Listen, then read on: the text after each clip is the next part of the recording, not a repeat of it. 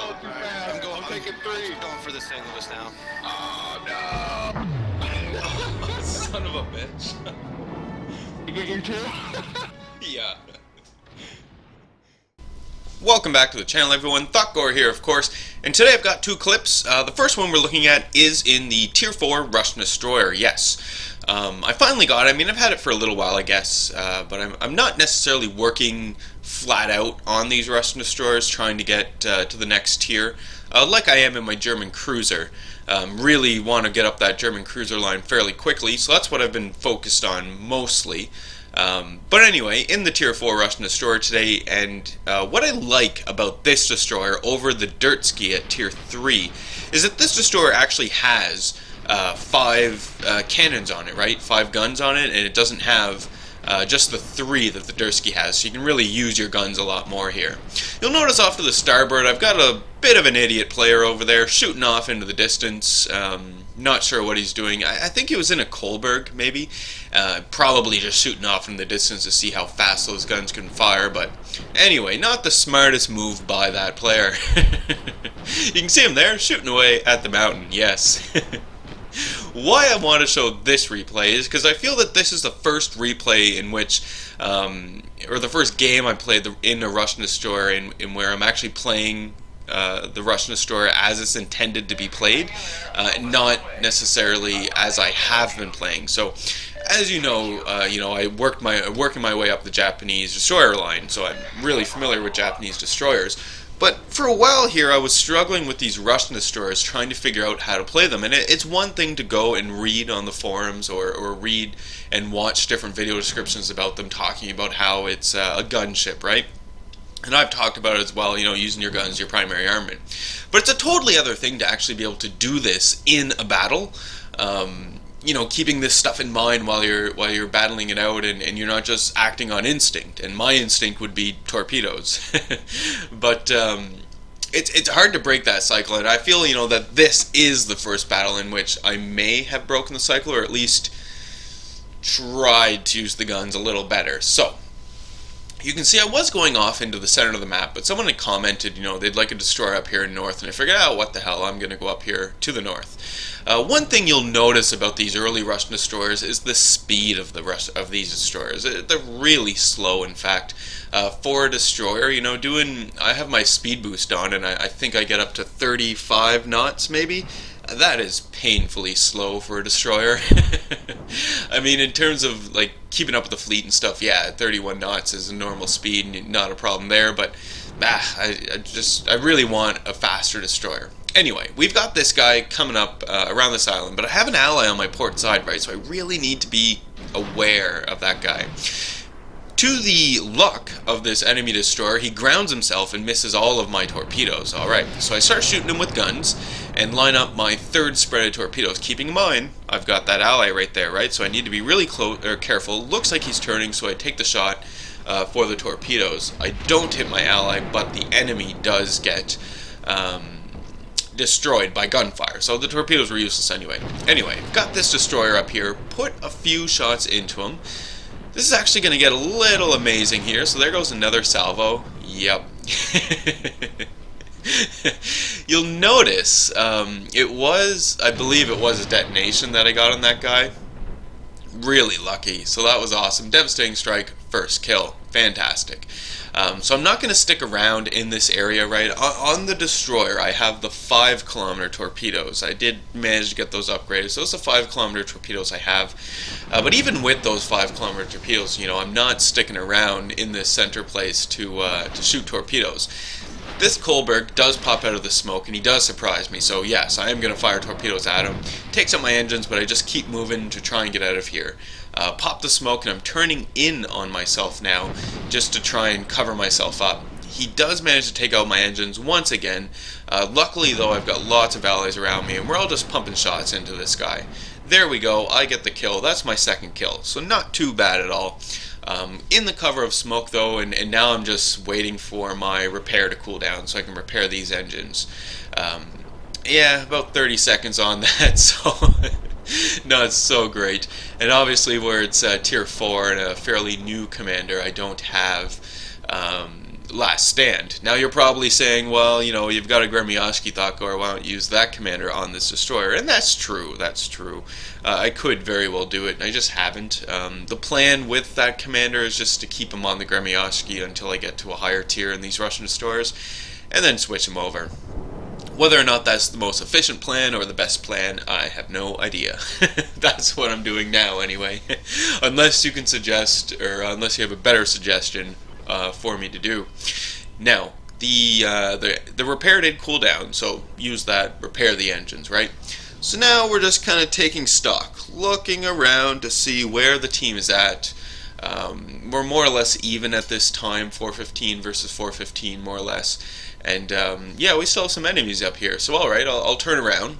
We'll come back up to the north. I do have some allies up here supporting me as well. But my main focus here is going to be on guns, right? I am sizing up this enemy that I've got targeted here to see maybe if I can do an ambush torpedo run on him, right? Maybe as he comes around the island over there, I might be able to get myself into position to shoot torpedoes at him. But I have to cross this channel. Yeah, and there are enemies on the other side of this channel, so gotta deal with this guy. It's another Kolberg, tier 3 German cruiser. So I do put shots into him. Yeah, I feel my chances are pretty good against this guy, but no. He immediately starts shooting back at me. As soon as I fired at him and I was visible, he immediately shoots at me, which is the right call to do. So I'm turning to get out of here because he's going behind the island. I don't want to continue in a straight line to meet him on the other side of the island. No, I'm going to turn and avoid that. I do see this enemy destroyer pop up here, so put a few shots into him, whatever I can get into him, basically, as my turrets are reloading and turning around. But again, this is something I like about this Russian tier 4 destroyer, is that I've got 5 separate cannons. I've just found it limiting with only 3 cannons on the Dursky, whereas at least with this, if I can get all 5 guns off in a full salvo and they all hit, you know, I can do some significant damage, especially to an enemy destroyer, maybe a light cruiser. I end up killing that destroyer, so that's my 3rd kill, so that's fairly decent, I think. Nothing wrong with that. And I mean, we still have these enemies over here, so I'm going to try and get a little closer to them again, maybe set up an ambush, but for the most part just fire off shots into them, right? Just taking some opportunistic shots. You might say that this is kill stealing. Yeah, it probably is, but to be frank, this is how you use these Russian destroyers. You're not going to be, I mean, if you're out alone like I am sort of now, I mean, I do have allies around me, right? So I'm going to be shooting at the targets that my allies are shooting at, trying to just whittle them down even more than my allies are doing. Ideally at this tier and in this destroyer, you don't necessarily want to take things one-on-one. It probably won't work out so great. But that being said, I mean, it can hold its own against destroyers, I suppose, of the same tier. But if you're looking at a cruiser or a battleship and it's just you facing off them and you're not in an ambush situation, no. Get yourself out of that situation as soon as you possibly can. So coming around this island now, you can see I did make my way up to the north here, right, and where we came around the point. Now I'm coming around this island here to see what enemies are remaining. The Miyogi that we had there is gone now, so don't need to worry about that guy. And yeah, more allies are with me. So things are looking pretty good for this battle. We are now leading in terms of points, so that's not too bad at all. You can see though the enemy at the southern tip of the map is putting pressure on our cap points, so we have to be aware of this, right? We do have an ally down there to sort of deal with it. Unfortunately, the ally who's down there, I think our carrier is fairly close, but you know, credit to the carrier. He just keeps spamming all the planes he can down there to do whatever damage he can to disrupt the enemy, because you'll notice that they're now capping our base. So it really is going to come down to the aircraft carrier that we have, whether or not he can stall their cap, and that remaining ally we have down there. It might be a battleship. It's hard to see on this little mini-map here, but it might be a battleship that we have down there. So hopefully he's going to be able to put shots in. In the meantime, we do have one allied ship who is now capping their base. So he's going to stay there and he's going to cap. This wasn't necessarily coordinated amongst the random players in this battle. It was just, and it was nice to see in fact, but it was just sort of understanding, you know, without any sort of need to verbalize it. That guy, he just knew that, yeah, right, I'm capping, and the remainder of us, there were, I think, myself and another cruiser, just decided immediately, yeah, we're turning around, we're going to our cap. And you can see that's what I'm doing, and that's what he's doing. I'm coming in from the middle, and he's coming in from the north, while we leave our ally to cap the base. So that's great. So we're coming in here, and at this point, you know, where they are with with capping our base, I don't really have the luxury of getting, you know, sneaking in close range and then firing torpedoes or surprising them with a gun attack. Not really. In this situation, it's more or less I'm going to have to use my smoke, and I'm going to have to fire you know, the first thing in my range to try and do the damage. You'll notice that we did just lose an ally who was helping put pressure on our cap down here, so yeah, that's not so great. The aircraft carrier that we have is still alive, but I thought it was a battleship down there. I mean, he's gone now, so it's really just me now. I do have more allies in the distance, and they will hopefully be able to fire in on the enemies here, but I'm the closest target, or the closest target for these enemy ships to shoot at, so I fully expect to become, you know, the center of their attention shortly.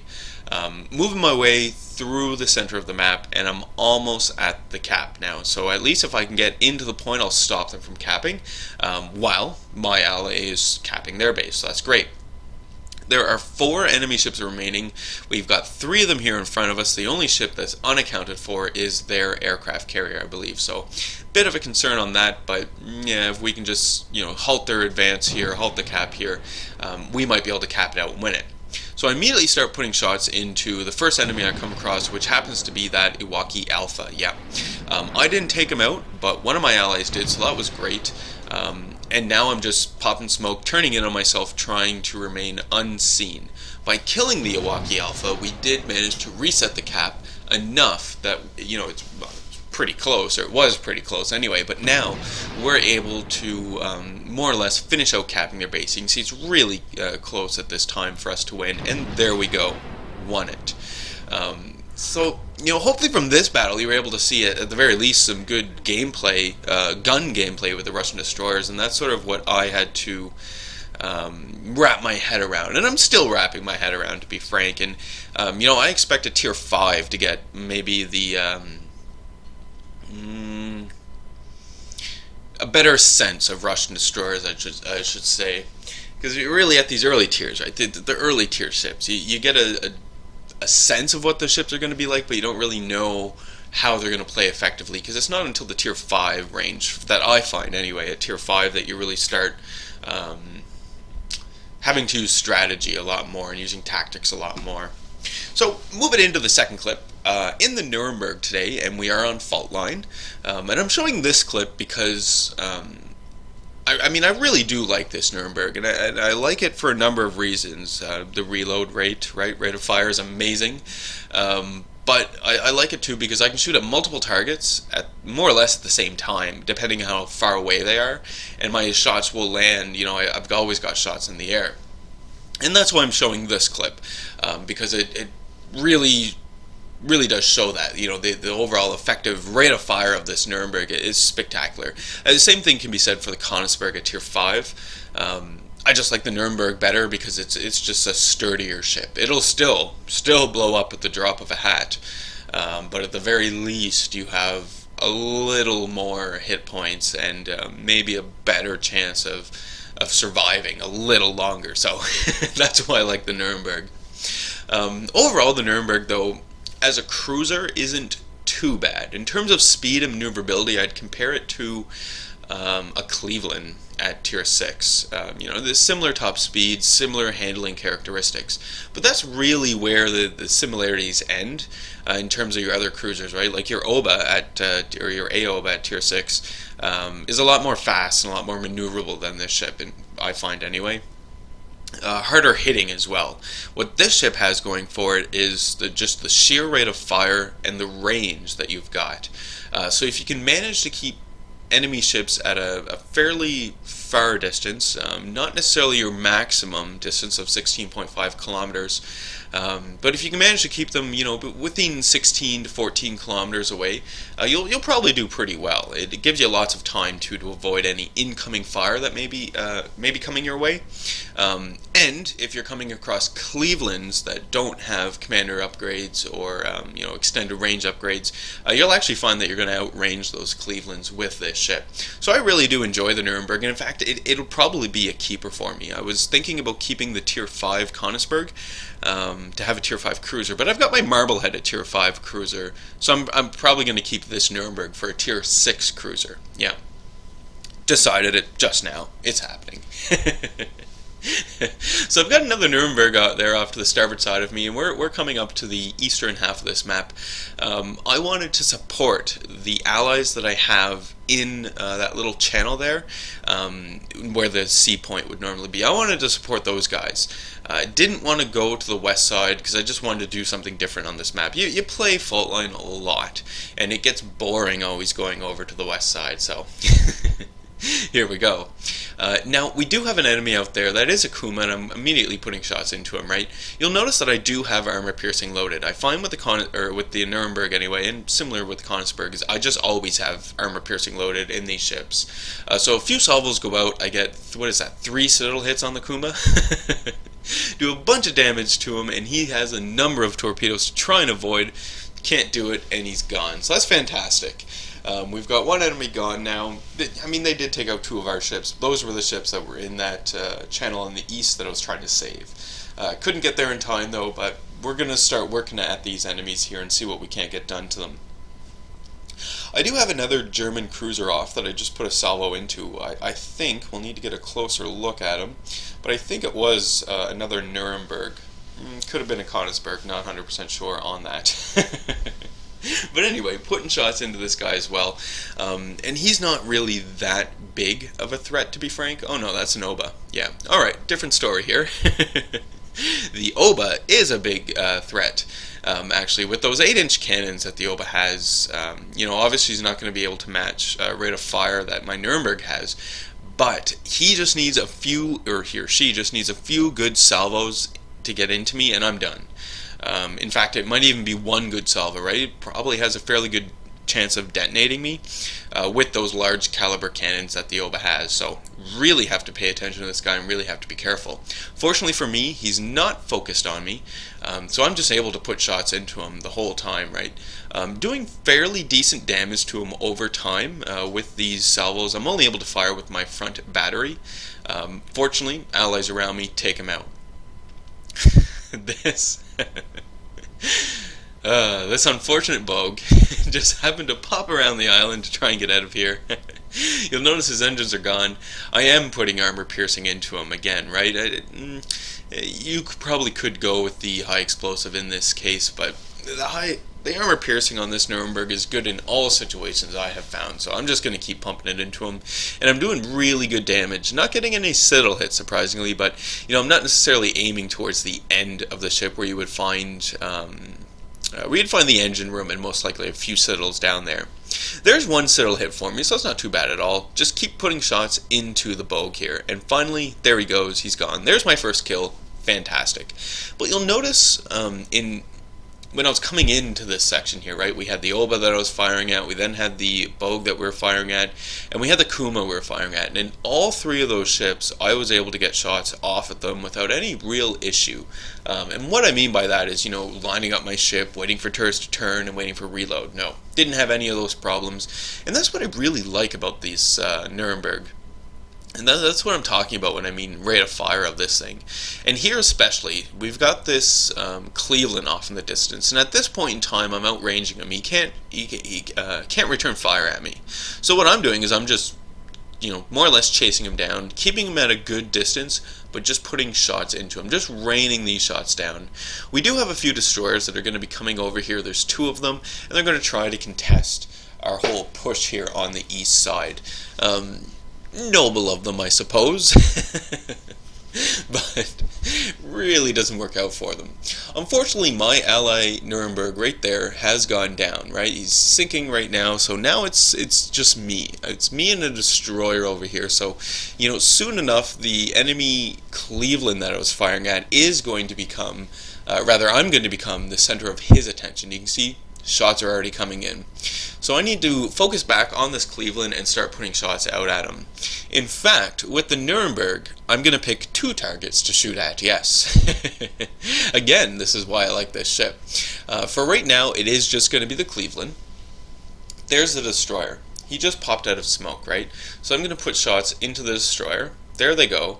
I'm turning my ship to try and get my back aft turrets to fire into him as well. And you can see those shots I'm landing, I'm still doing pretty good damage to him, even though we're firing armor piercing at this destroyer. And I know, very counterintuitive for all of us, very counterintuitive for me as well to fire armor piercing. It was a struggle not to switch over to the high explosive. But to be completely frank, I was very happy with the way that the armor piercing worked on that destroyer. And one of my allies got him and finished him off, so that's fantastic. He's gone. And my team is winning as well, so, we're doing well. There's another enemy destroyer that managed to escape the clutches of death. But I put a speculative salvo into him, and I just keep firing at the Cleveland. And you'll notice that you'll see every now and then hits that I'm racking up in the Cleveland, right? And you might be saying, I don't even remember Thotgor shooting those shells. Well, it's true, I don't remember it either. But it just takes so long for the shells to get there that I forget. And with the rate of fire that this thing has, I've most likely already switched over to a different target to start firing at. Here come more shots from the Cleveland. He is trying to get me gone here. I do still have my allied destroyer here off to my starboard side. We saw him just momentarily ago. There he is. But he can't see that allied destroyer, so all he can see is me, and I'm the one who's raining shells down on this guy. Hopefully as well, we're going to get some more allies here into the mix, so that just to take some pressure off you. And in fact, I do. There's one off to the port side of me. Gotta remember, in your Nuremberg, you just can't take shots in this ship. you just can't. You have to be really careful, and angling and maneuvering is just so important in this ship that it really forces you to use and to learn these tactics. And you get your first taste of this, well, your first real taste of this at the tier 5 level with the Konigsberg, I'd say. Yeah, I mean, you could argue that though, right? You could say that at the what is it? Kolberg and tier 2. What's the Dresden? So the Dresden and the Kolberg and the tier 4, the Karlsruhe. You could say that all of those you have to do the same thing. Very true. I just didn't play those ships a whole lot. So this is the ship that I've played the most, other than the Konigsberg. And so this is the ship that I'm learning all of this stuff on. Continually putting shots into that Cleveland. You can see not doing a whole lot of damage on every salvo, but some of the salvos that are hitting are definitely doing a bunch of damage, right? Like 1,500 to 2,000 damage, whereas other ones just aren't hitting as well, or I'm flat out missing like that one. And they're doing like 470 damage, but whatever. While all this is taking place, you can see that we are capping the enemy base. The enemy is also capping our base, but again, kudos to our aircraft carriers, because the aircraft carrier captains are down there dealing with this. There might be a few other surface ships or surface vessels down there as well dealing with it, but for the most part it's the aircraft carriers sending in their planes, resetting that cap, which is very, very good. And we've almost capped out their base at this time. You can see I'm in here, capping it away. I still have my allied destroyer here with me as well, which is really, really nice, because the Cleveland can shoot at me and reset the cap points that I have, but he doesn't see the destroyer that I've got off to the starboard side, so that destroyer is just continuing to cap up the points, and you can see we've almost won at this point. And that's, another great thing about this battle, how we won. Just the sheer amount of firepower that I was able to throw down the range there, just chase away that Cleveland, worked out really, really well for us. And the money. Fantastic. Yes, this was the first victory of the day, so of course I'm going to get some good money here, but this was a good battle and I really enjoyed it. Like I say, because of the rate of fire of the Nuremberg, you can see that in this battle. You can see the value of using that rate of fire. not always on multiple targets, but it gives you the option of shooting at multiple targets at the same time, more or less. So yeah, that's today's video. Do hope you enjoy it. Thank you very much for sticking around, watching it through. As always, if you have any comments, be sure to leave those. Love reading them and responding to them. Hit the old like button if you liked the video today as well. And as always, I do hope you enjoy the rest of your day.